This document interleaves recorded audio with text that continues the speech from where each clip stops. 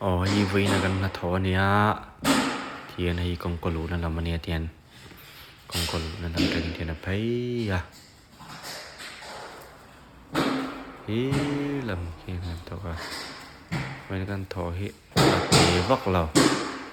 A lien ve pa ngai. Ti lam hi bathroom. Na la mania. Chuan hai ta man pai le a. Hi store room ang de. Chuan hai ti lam hian kitchen. Ma kitchen rang hian in ha ma ve la ma hian pen tria pai le a. Ti hian. Chuan ha lam open area lama. Ai open area lam chuania.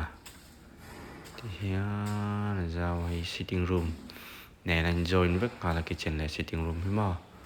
Ya nan join vek ka ti hian. Tiang hi ni tinin. An thok ve ni e. Hi kan na tho dan tlang position ne ti hian. An na tho sto zo no ne ti hian. Moi ta mai ni.